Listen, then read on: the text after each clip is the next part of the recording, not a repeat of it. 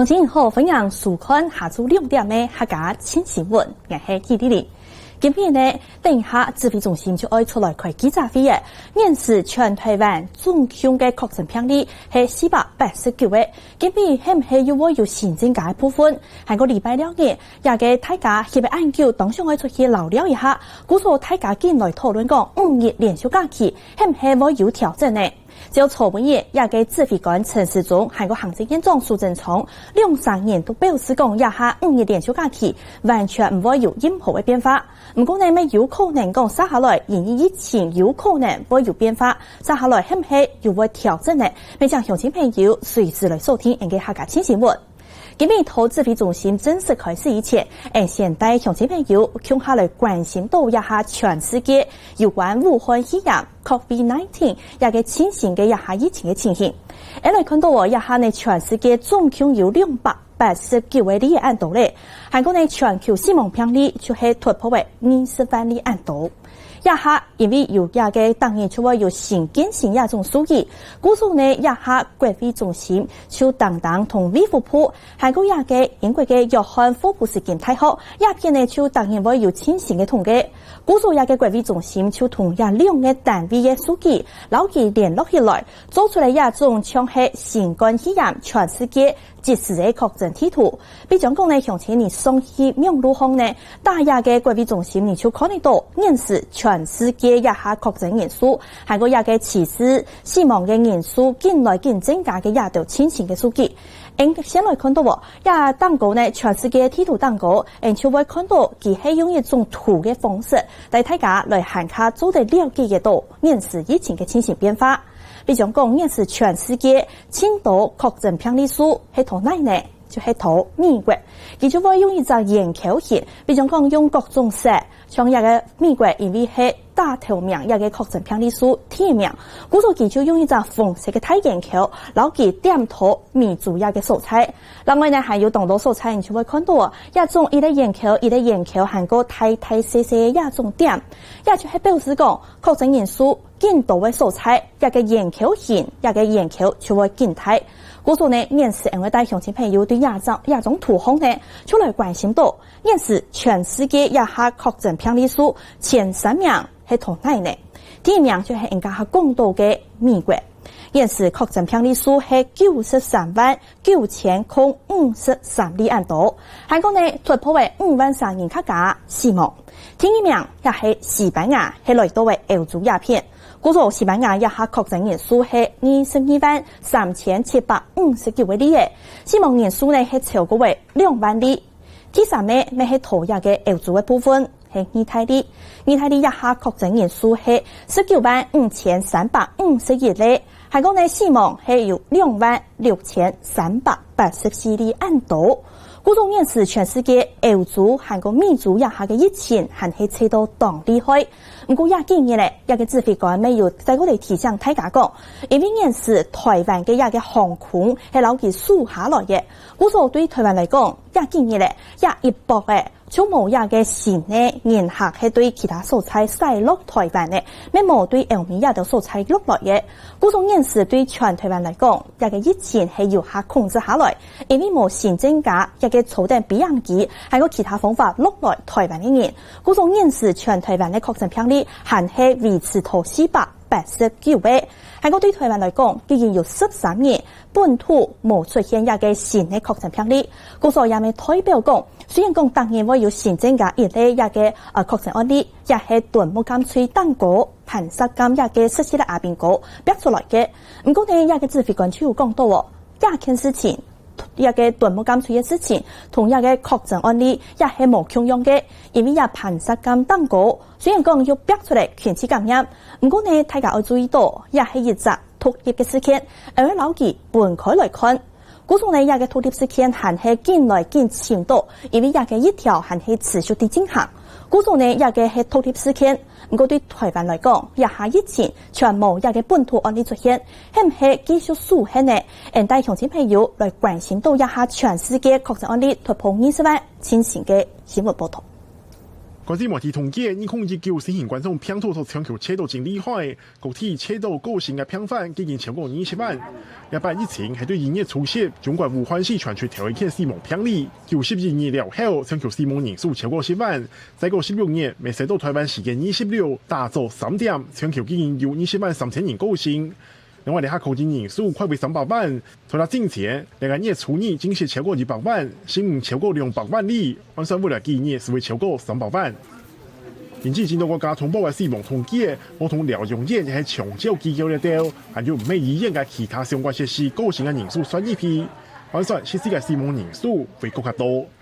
世界衛生組織25表示，聯合網經濟顯示，今年後半場面試指揮中心就來開記者會嘅，帶鄉親朋友去到現場來了解。確診了哈，今天沒有增加任何的病例。好，那累計哈，現在有281人解隔離。好，那整個我們相關的通報到目前來講，大概是哈60459例。好，那5853億哈58531例排除，其中我們當然知道是429例的確診，好，那分別為343的境外移入，55例的本土病例，31例哈我們的敦睦艦隊，那確診個案哈6人死亡，281人解除隔離。那另外在4月定點4月20號、21號定點返台的專機460名的湖北返台的民眾，好，截至目前維持4人就醫，好治療中，1人陪同就醫，其餘持續在集中檢疫所密切的健康監測。好，我們今天就報告到這裡哈，要報告是這禮拜天嘛哈，禮拜天，好，那所以大家有問題現在可以來提哈，好不好？來。你好，台灣行報提問。那自從清明連假，民眾紛紛外出透風，擠到各個景點，以致許多人被要求居家管理。那這次五一連假來講，民眾就很惶恐，不知道連假能不能出門。所以想請問指揮官，五一連假有沒有 SOP？ 那要怎麼放？那能不能稍微早一點公布，免得民眾無所適從，等到放假回來才發現自己跑錯地方？那在這一次哈，第一個當然這一次的出遊，大家還是要注意我們的社交距離跟戴口罩跟個人衛生的維持，還有環境衛生的維持，這仍然很重要。不過大家來看看，就到其實我們到今天在本土也有3天是零確診嘛哈。那經過上一次的連假，其實大家也就這樣子走了一趟。那再經過後來，並沒有增加任何的案例來看，其實相對的是安全。不過這個安全是建立在大家都注意的情況下，如果大家都不注意那就很難說。所以第一個要有這樣的一個自己的一個警覺的意志，怎麼把社交距離維持好，戴口罩這個動作做好。那吃東西的時候大家注意大家互相的距離，那盡量少跟這個這不認識的對話太久。那像上一次那樣的情況會減到最低，因為我們大概是從交通單位跟我們的警政單位對於這樣的一個流量管制跟流量的一個警示，基本上也大概做好了準備。所以配合交通部原來的1968這樣的一個會再附加幾個就是功能，讓大家可以看說要去的地方的人到底多還少。那到了以後，透過停車場的一些管制，跟一些說明，再加上有特定地點如果特別的密集的時候，那可以來分散人流。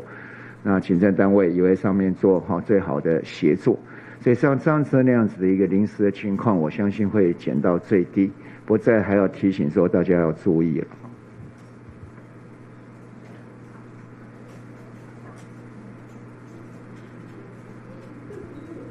部長好，您的電視提問，想請教那個印度撤僑專機，它目前安排的人數、還有狀況以及進度，謝謝。我們是協助在印度的國人返國啦，哈。那這個專機目前有跟外交部來做登記是143位，但是还是要等到整个班机最后敲定，因为还有一些执行的细节还在商讨当中哈。那原本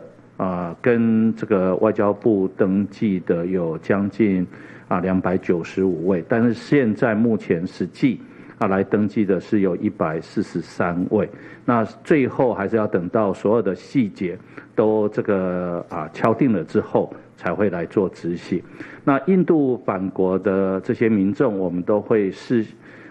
先请他们做好健康的状况的回报。那在专机上面一样会去安排适度的防护，那座位的距离也会做适度的安排。那返国之后一样是进到集中检疫场所去做集中检疫。像我们这个媒体也流行，你先问我 OK 了哈。来。各位5万中式提问，还是关注在这个5·1连假，想请教一下这个人潮分流的部分。我目前比较具体的是说这个停车场5成，但是不见得每个地方都有停车场，就像夜市是骑摩托车的居多。我们是不是能够更精准的说明，就是说，如果人潮真的聚集了，我们有没有更激进的做法，譬如说驱离或者说罚则，让这个地方也有所依循，还是这个地方会由这个地方各自新政这样？谢谢。夜市市场跟这个相关商圈的部分都会请他们的自治会去做人流的管控。那刚刚部长指挥官特别跟大家提到的，我们现在在合作一个系统，那等下周完成建构之后，就可以让民众清楚的知道你现在要去的这个景点现在人流到底有多少，那民众就可以事先去预知，那也可以做好这个他自己的行程的准备，或是在路上的时候发现，这个地方已经到了警戒值了，那是不是？所以也跟国人建议，在这一次平常的假期的时候，也可以适度的先做好这个第一个想去的，第二个想去的点，这样子的话也可以做一些在路线上去做分流哈。那以这今天上午呢？玉山塔塔加，还有阳明山的龙凤谷跟竹子湖，还有寿山的雅座休息区，这4个地方都有启动人流管制的措施，就已经达到这个警戒的阶段，那就开始启动这些管制的措施。所以包括景点或是夜市市场跟商圈等等未来我们都会提供相关的资讯，让民众可以事先去预知。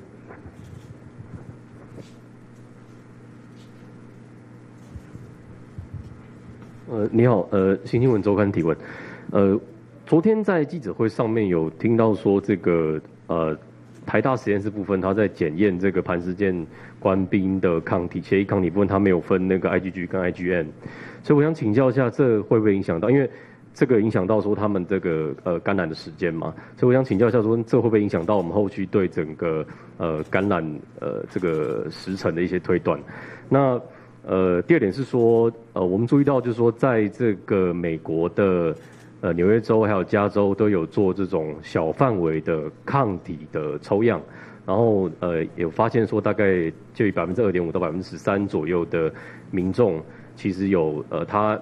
没有发病，可是有带有抗体。我在想说，是不是说台湾未来有可能也去推这样的小规模的抽样，不管是对整个疫情防控，或是对这个实验上面。就是对一些研究方面有一些帮助。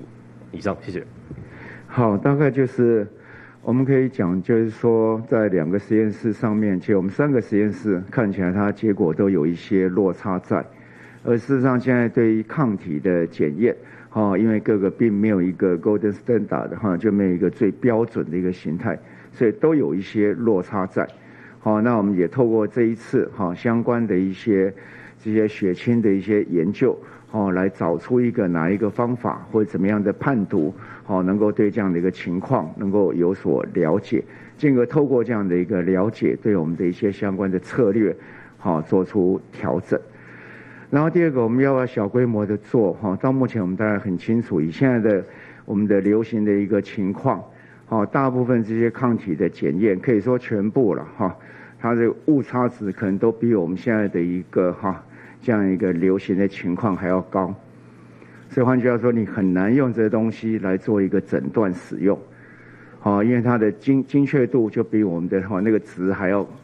好。我们现在全台湾有到1%吗？没有嘛，哈，非常千分之非常低。那些相关这些抗体的可能各有不同的一些标准或是误差，可能都比我们这还要大，所以你很难当做一个那除非将来的流行的规模变得比较大，或者我们在假定的前提里面是可能潜在性的流行的情况会比这个要大，那可能当然一个流行病学的探讨是有一些用途。可目前这个精确度还没有到这情况，那整个评判我们的流行也没那么多。那至于大家常常讲说，是不是有这些无症状的感染者会造成很大的这影响？那我们常常也讲说，无症状的必然会伴随一些有症状的嘛。不会说如果这些都一辈子都无症状，那也没有产生任何有症状的，那坦白讲，这我们可以忽略到它，因为对我们的疾病健康整个是没有影响的。好，所以在这里面，我们在现在目前来看到我们本土的个案，事实上是很少。好，所以在这样的前提下，我们当然假定这无症状的并不是很多，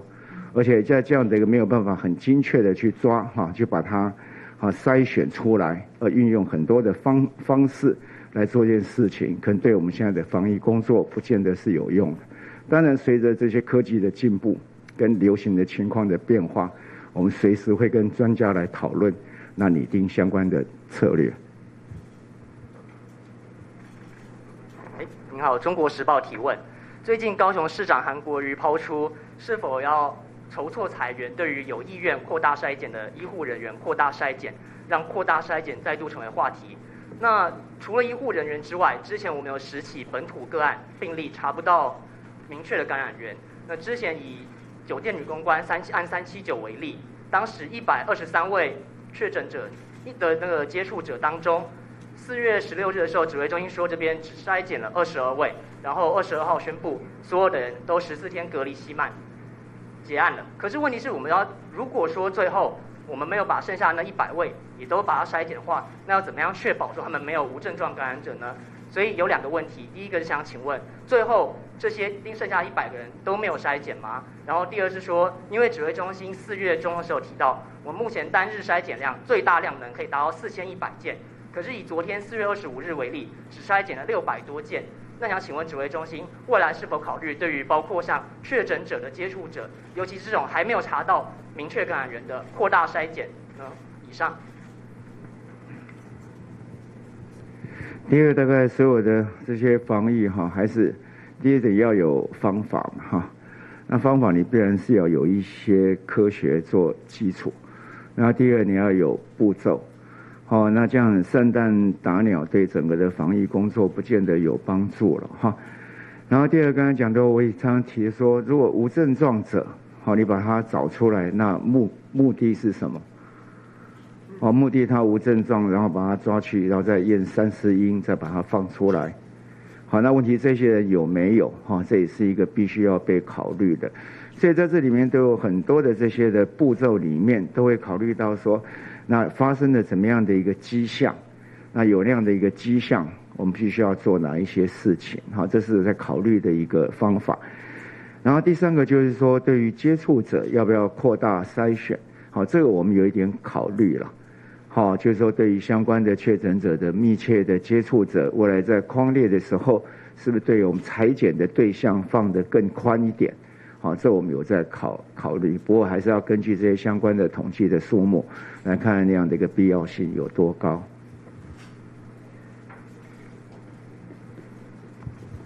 指挥官好，中天提问。首先呢，就是想要请教的部分，就是说，因为继上一次14天已经没有本土的确诊了。那我们上次说到，就是4月30号是我们观察期。那我们会考虑更动这个时间点吗？是会往前还是会往后延这样子？然后第二个问题是说，就是上一次是4天3度的零确诊，然后再接着就是我们这个磐石军舰的群聚大爆发。那么对这样子的一个改变对这样子的一个过程，那指挥官这边是怎么去看的？怎么去评价的？这样，以上2题，谢谢。我要讲大家的事件对于这个船的哈，我们这个敦睦舰降船应该是一个独立的事件了哈，它绝对不会说我们零确诊的那时候故意才回来嘛，好，它是一个单独的事件，那在海上已经有非常久的一段时间，从整备期一直到它出海，好，3月5号出海到4月14号，好，不是4月10号正式开始有一些放假，4月15号好整体出来，时间很长，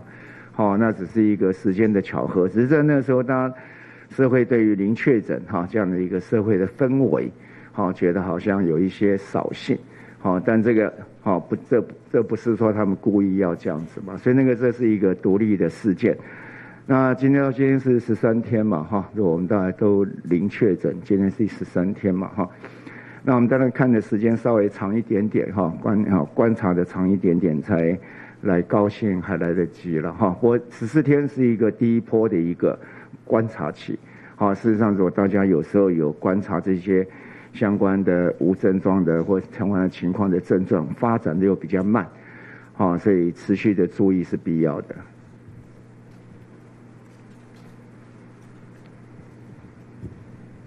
可以来。指挥官想请问一下，疫情到现在已经100日了，那目前来说的话，指挥中心认为说，可能在这100日期间，对于疫情控制最紧张的事件是哪一些？然后还有就是说，台湾是怎么样子？指挥官会认为说，台湾目前能够收到这样的成果的话，主要是因为哪一些措施所导致的一些，我们目前还可以享有正常的生活？其实你问我就是说。这样子将近100天以来，我们的心情是怎么样？都每天都很紧张啦，因为好像每一次有事情，好像又比较缓和一点，那突然就会有1、2件事情出来，那这段时间都不断的这样在波动，那我们大概如果我们说我们现在决定怎么样？我觉得我们的一个是我们在战略上的决定。那专家给我们的讯息非常的好，非常的正确。那在执行面里面，我们自己 CDC 防疫医师的这样的一个团队，跟地方卫生局的团队，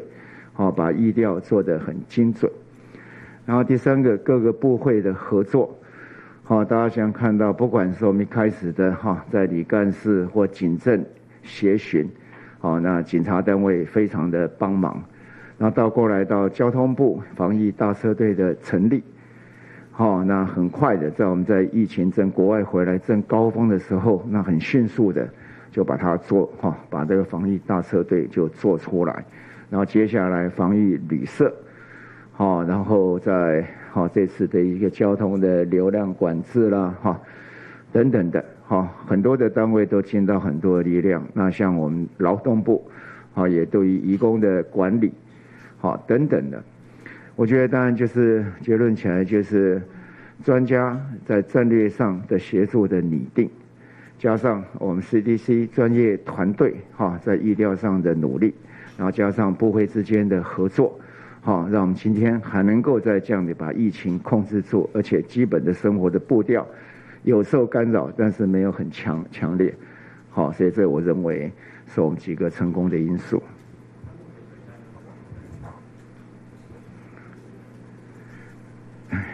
这刚才就在讲嘛，这疫情里面最担忧的点往往不是我们在预期的嘛，最担忧点就不知道有什么样的一个突发的情况，所以每天就必须把神经绷得很紧，那战备做得很好。那像我们不管是在医疗的量能也好，或者相关的这些检验还有检疫所，我们都不敢把它用到足，说现在比较松了，我们就来多做一些什么什么什么的，跟我们防疫没有直接相关的事情。那就是为了我们这些量能都要来准备，说万一有什么样突发的事件或是一个社区的群聚，那我们能够很快速、很愉悦的去处理它，那这样的疫情就不至于失控。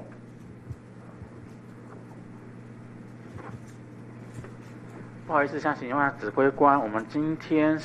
应该是第一次包含磐石本土跟境外都零确诊嘛，都没有确诊的。那这个是一个非常好的消息。不过还是想要请问一下，就是说我们针对武汉包机都有在说有身体有异状或者是有怎么样的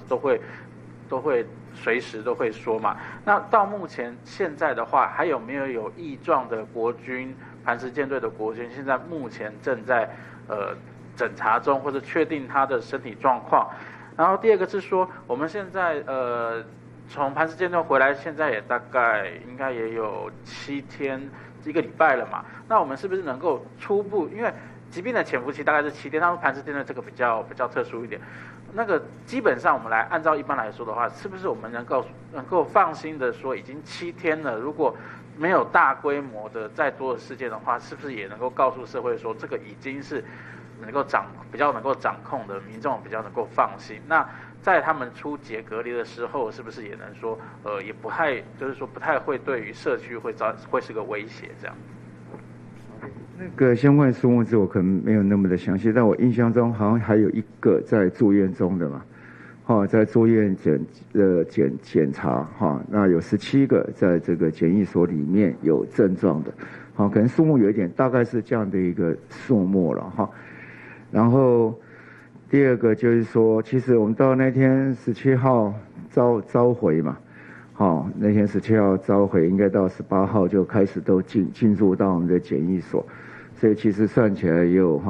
紧一点算有8天了那松一点算有9天，可以说我们第一波最紧张的时候可以说已经过去了。那这里面这几天也没看到，因为有这样的一个8、9天在社区也没有一个确诊的案例，我们只能说初步是放心了。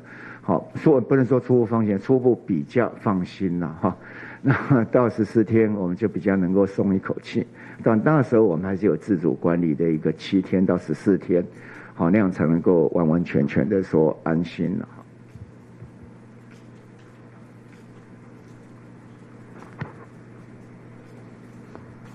大家好，自由时报提问，想问一下，就是指挥中心这边，就是之前就是有提到说，海军就是敦睦舰队这个确诊者啊，他们的亲密接触者，可能就有一些医生有提醒说，可能比较需要关注的是，他们比较亲近的异性这样子。那所以想问一下说，目前科学证据显示，就是武汉肺炎除了飞沫传染之外，那人体的黏膜接触也是可能的传播病毒。那目前的我们国内确诊个案的疫调当中，是不是有人因为性接触而增加感染的状况？那或者是说性接触是不是会增加感染的几率？谢谢。好像没有做这样的研究了不过问题是跟飞沫相关的比较长时间的接触，让可能性就大增嘛。我们只能这样子讲局长，我们是有的确有夫妻之间可能是同住在一起而感染的但是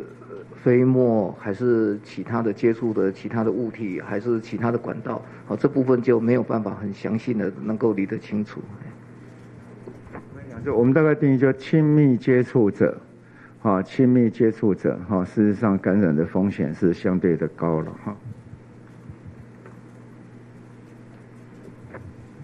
好，来，你们都不早一点问不好意思，谢谢联合报提问。首先想请教一下，就是我们敦睦舰队的抗体的检验结果是不是已经全部验完了？那再来的话，就是有关于我们昨天很关切台铁的车长，那他是不是有进行3采？那结果如何？那他后续的居家隔离的时间是到什么时候？那最后一个是有关于我们世界卫生组织有24号有发布科学简报，表示说有抗体的人或许不能代表再次感染，完全免于再次感染。那我们国军的弟兄里面也有看到同时具有抗体跟病毒的反应。那这个部分我们目前对防疫有没有一些策略上面的一些调整或影响？那再来就是我们已经14天没有本土个案确诊了，那我们目前执行的一些措施，包括社交距离、戴口罩、酒店停业、禁止探病、禁止出国等相关措施，是不是有要做一些重新的研议？谢谢。你就重新研议大概是没有哈，那研议是不是要怎么样的适度的放宽是有，好，我想这些哈，不管是超前准备或是开放的准备哈，这都需要做的，好，那怎么样能够让既定的成果能够保持住，好，这是我们一直在想的。那第二个 WHO 这个公告，好，当然会大家有那样的一个情况，也让大家有一点失望了哈。因为事实上，那个有抗体能够产生的免疫力，好，对我们整个以后未来的一个防治，好是好的，预防是好的。不过 WHO 有这样讲，我相信他们有一定的科学的证据跟顾虑在。那问题是我们现在目前还没有把这当做我们的防治的策略了，好，所以对我们现在是没有影响。不过对我们在思考未来的防治的策略里面是有影响到。所以未来在整个这个不管是在抗体的检验它的一个精确度，然后它的一个有效性，或者是能不能去定量，这个我们在目前可能要跟专家学者里面不断去思考这件事情。啊，另外还有一个什么，大概2个、3个，台铁的台铁3台阴性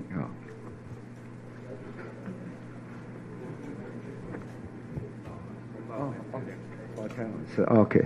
好，这是2段落的，第2次是双彩了 ，OK， 好，这样清楚哈，来。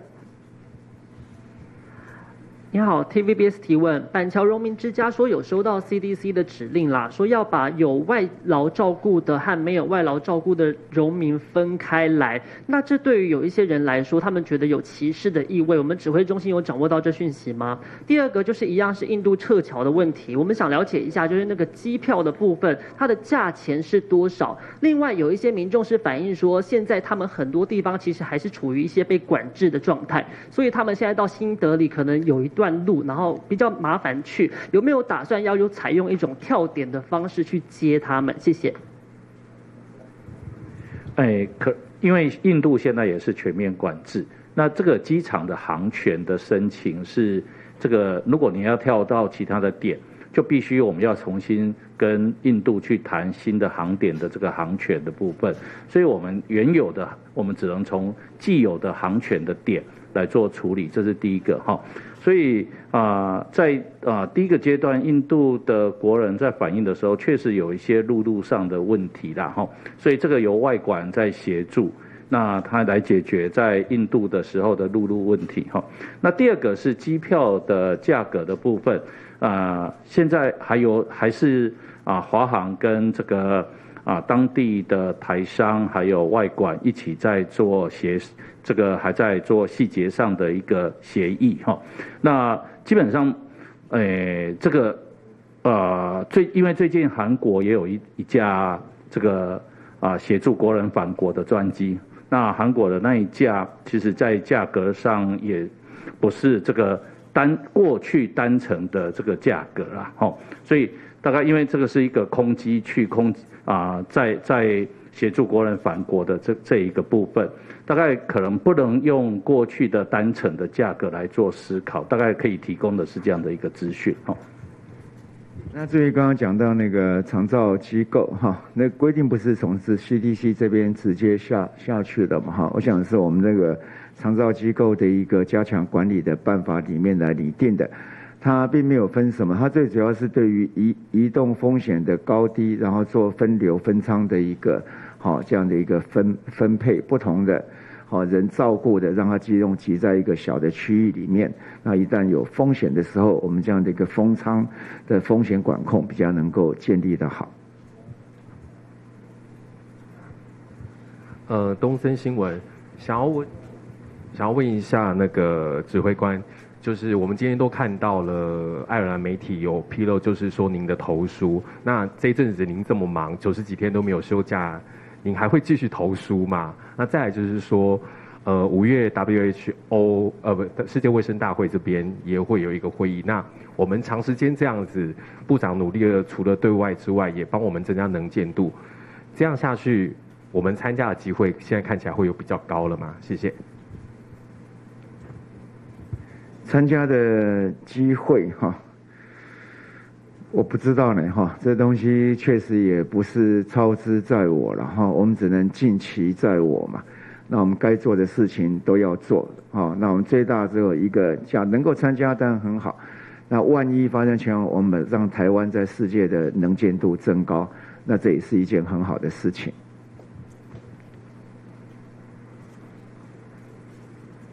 抱着提问，请教一下，那个刚刚有个记者提到说那个抗体检测结果，那我们这边也想要请问，就是他到底目前出来了没有？就是3艘都已经验完了吗？那结果可能什么时候会出来？谢谢。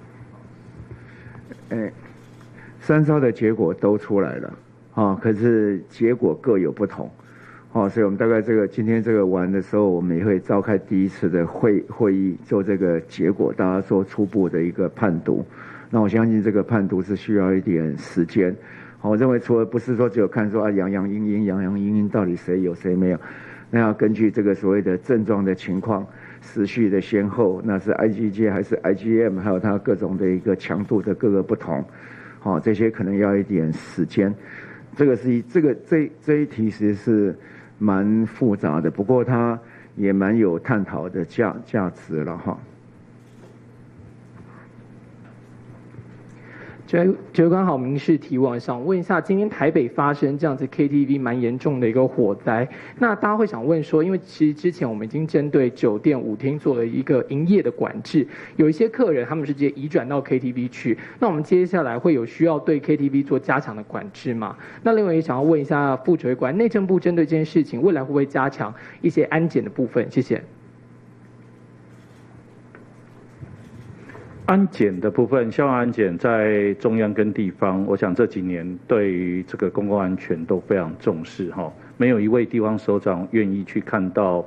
在地方有这样的一个公共安全的问题。那在公共安全的检查，其实在落实上面，检查的落实，其实现在大家都很彻底在做。那但是这个业者在平时检查完之后，也请业者一定要务必遵守。那我想公共安全这个是不能开玩笑的事情，那包括只要是人潮比较多会聚集的这些场地、这些设施，那也希望这些业者一定要在平时的时候做好，而不是在检查的时候呈现，应该是要平时也要去落实。第二个是他们本身也都会有这个防火管理人或是这个相关的公共安全的这个人员，那也应该要去做这些准备，平时都要做这些疏散撤离，或是遇到灾害的时候要做的这些准备工作，一定也要落实。然后，那KTV 这一段时间其实相对的跟相对平常的这个营业的状况，其实是有人潮也是有一些减少了哈。当然因为酒店或是舞厅的这个关系，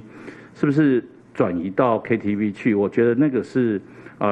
两块的事情。然后当然是这个 KTV 还是年轻人比较喜欢去的地方，我们还是要呼吁大家在这段防疫的阶段，其实第一个是业者要做好这个空间的管理、人流的部分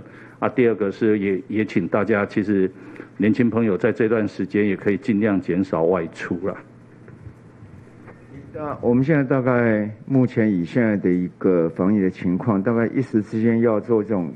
很强烈的紧缩，大概是都不会了。但是就如同一开始我们讲的，现在目前我们的规范它相关的社交的距离跟戴口罩的规定，如果不能够谨守的话，那屡次这样再犯，那我们可能就会叫他关。可是目前不会因为他是这样的 KTV， 我们就叫他关，这两个情况不一样。是违反的防疫的规定没有办法遵守，那我们可能就会请他要有就说一定会有一点处置了不过这跟今天这火灾，我想是两件事情。指挥官，不好意思，苹果日报想追问一下，就是说刚刚有讲到3艘船的抗体检验结果已经出炉，然后指挥官也认为说这个比较复杂一点，那可以大概讲一下，就是说大概的。因为 IgG 和 IgM 的解读大概有怎么样的一些不一样，然后还有就是说这3艘船的复杂点在哪里？我们初步看到了些什么呢？谢谢。应该是这样讲吧，就是说整个里面大概3个点，应该是说连级比个案多了哈。哦，对，就是连就3个，可能我这边有几个嘛哈，那总数加起来是比较多。换句话说，大家都有一些阳的，那别人是阴的，对，这样总数就会比较多嘛。好啊，第二个交集没有那么大。好，我意思说交集没有大，说如果我10个多一个，它有9个哈在一起，那就交集很大嘛。那现在之所以困难是连级比较大。交集不是很大了，按你讲我们在，好，所以换句话说，差异性蛮多的啦，哦，应该歧义性哈，并不是那么高。那这里面这样就因为现在实验室用的方法都不一样，好，所以这不管从它这里面从方法来到判读，然后判读到最后要解读，好，其实是，而且读是那个了哈，读的读哈，不是另外那个读。啊，就是那个东西需要一点专家的智慧来帮我们看这样的东西结果的意义，当然还要配合我们 PCR 的阴阳、跟病例、病史、发病日、症状等等的。好，所以我刚才在问的时候，这有一点复杂，需要一点时间。好，不过你问我，就从这初步讲，就是交集不够大了啊，连级变得比较多哈。哎，好了。所以意思是说，这个300多名的这个抗体是3个实验室，就是都有双，就3个实验室都有检验的意思吗？哦，所以意思就是说，3个实验室因为都有拿到这些抗体，然后他们各自的检验结果不太一样，这样。对对。哦。因为一开始我们就是设定，因为现在这个检验方法并没有一个大家所公认一定是标准的检验的方式，所以我们才会采用就是说让多个实验室。我们并不想说，一个实验室出来让答案就一个嘛。好，可是因为呢检验的方法现在没有像 PCR 这样，我们就说是一个标准式的。好，那3个用的方法都不一样，所以我们要看说在这些不同的方法里面产生的结果，那跟带来的意义，那这些检验的方式对我们对未来这些抗体的一些检验的方法的调整，或是选择也有它的意义在。所以这次我们在做这些检查，都赋予了很多的意义除了一些途径的就说传染途径上面我们想要了解，第二个我们想要了解各个这样的一个检验的品质跟它的一个效果。那第3个借由这东西来拟定未来在一些策略来做参考。那个部长想确认一下，刚刚那个交集跟连级是不是说我们可能在不同实验室检出会有不同的人，可能A 在昆阳有验到，在中研院跟台大没验到，这个是有可能发生的。然后你说的交集有可能说同一个人在3个实验室上面，他有可能有验到，有可能没验到，是不是有这样的状况？对，当然是这样。用这样的回来讲，可能一个个案。它有可能只有这1个实验室被验出来，另外2个实验室没有。那可能在2个实验室被验有，那另外一个没有。那另外一个就是说3个实验室都验有，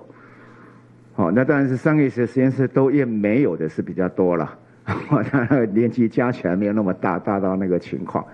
所以有这样的情况，所以需要去判读嘛，需要专家对这个东西的去判读。那不好意思，想要问一下，有没有现在确定说3个实验室都验出来抗体的案例有多少啊？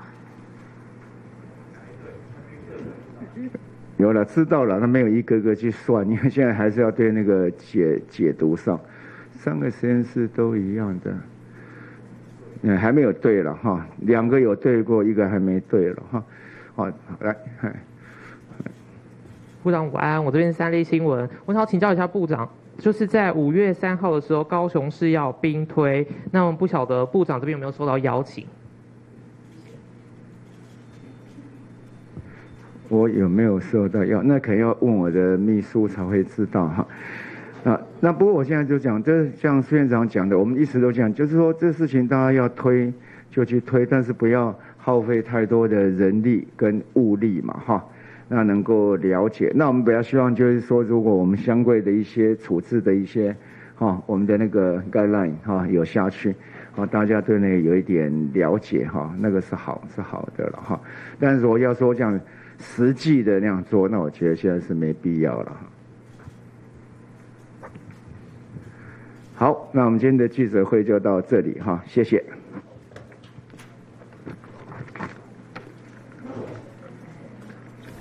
好，亚下指挥中心今边开嘅记者会已经结束嘅。今边呢对当人来讲，也系一个正面的消息，因为今边国内并冇新增加确诊病例，故所呢现时已经有连等几下日都冇新增加病例嘅。现时全台湾嘅确诊累计病例加起来总共有429例案多，韩国已经系连等14日都冇本土案例出现。韩国现时已经有282人解除隔离嘅。韩国呢，今边早晨因为亚嘅土台北市有一间 KTV 有吹火烧木嘅情形，差唔多拖为12点加下呢，就有人问到讲，虽然讲亚嘅火已经拖12点半加下大雾嘅，不过亚系唔系凸显出 KTV 针对防疫，就像前拖新嘅除旧嘅下，亚嘅指挥中心又针对全台湾嘅酒店。不堂来宣布讲亚到娱乐场所会停业，不过亚当中呢，家下就有人问到讲 KTV 并冇，故所继续来营业，系唔系惊怕会造成其他嘅问题呢？对亚指挥中心指挥官陈时中佢表示讲 ，KTV